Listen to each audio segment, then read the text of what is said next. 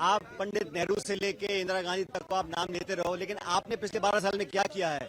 आपने छात्र पे गोली चलवाई है, AK-47 से गोली चली है, छर्रे चल रहे हैं, फायरिंग हो रही है, लाठीचार्ज हो रहा है, बच्चों की जान जा रही है, किसी की आंख जा रही है। बजाय उनकी बात सुनने के आप रवैया आपका तानाशाही है। और राजस्थान में जो उन्होंने आदेश जारी किया है वो समझ से परे है। अरे ये भाजपा की आदत है। आप पंडित नेहरू से लेके इंदिरा गांधी तक को आप नाम लेते रहो, लेकिन आपने पिछले 12 साल में क्या किया है?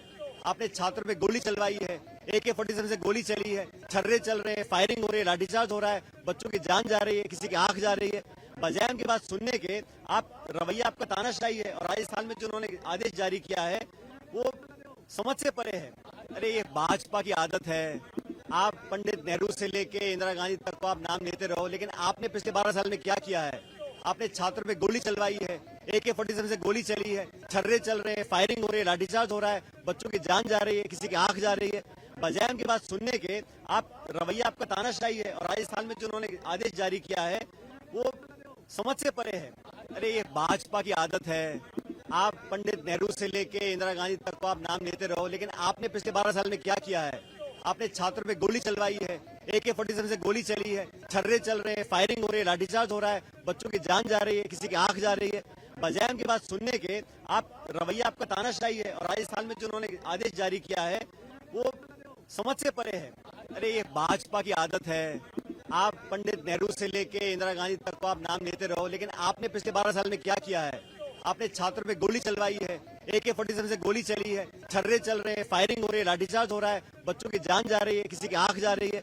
बजाय उनकी बात सुनने के आप रवैया आपका तानाशाही है। और राजस्थान में जो उन्होंने आदेश जारी किया है वो समझ से परे है। अरे ये भाजपा की आदत है। आप पंडित नेहरू से लेके इंदिरा गांधी तक को आप नाम लेते रहो, लेकिन आपने पिछले 12 साल में क्या किया है? आपने छात्र पे गोली चलवाई है, AK-47 से गोली चली है, छर्रे चल रहे हैं, फायरिंग हो रही है, लाठीचार्ज हो रहा है, बच्चों की जान जा रही है, किसी की आंख जा रही है। बजाय उनकी बात सुनने के आप रवैया आपका तानाशाही है। और राजस्थान में जो उन्होंने आदेश जारी किया है वो समझ से परे है। अरे ये भाजपा की आदत है। आप पंडित नेहरू से लेके इंदिरा गांधी तक को आप नाम लेते रहो, लेकिन आपने पिछले 12 साल में क्या किया है? आपने छात्र पे गोली चलवाई है, AK-47 से गोली चली है, छर्रे चल रहे हैं, फायरिंग हो रही है, लाठीचार्ज हो रहा है, बच्चों की जान जा रही है, किसी की आंख जा रही है। बजाय उनकी बात सुनने के आप रवैया आपका तानाशाही है। और राजस्थान में जो उन्होंने आदेश जारी किया है वो समझ से परे है। अरे ये भाजपा की आदत है। आप पंडित नेहरू से लेके इंदिरा गांधी तक को आप नाम लेते रहो, लेकिन आपने पिछले 12 साल में क्या किया है? आपने छात्र पे गोली चलवाई है, AK-47 से गोली चली। The government of Rajasthan, instead of following the High Court's order issuing funds to repair damaged buildings and save the life of our young ones, have issued an order that nobody can enter the school premises without permission. They can't record, report, or ask for answers to the authorities. This basically means that the government is on a back foot. It is using its powers in a draconian way to ensure that nobody is even able to report of a problem that exists. Today we have young boys and girls making reels and videos about the conditions, about the roofs, about the flood situation, about the water coming in, the cracks in the ceiling. It's a huge hazard.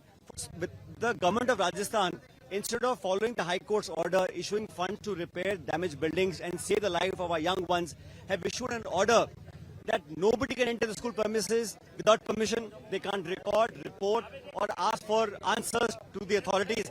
This basically means that the government is on a back foot. It is using its powers in a draconian way to ensure that nobody is even able to report of a problem that exists. Today we have young boys and girls making reels and videos about the conditions, about the roofs, about the flood situation, about the water coming in, the cracks in the ceiling. It's a huge hazard.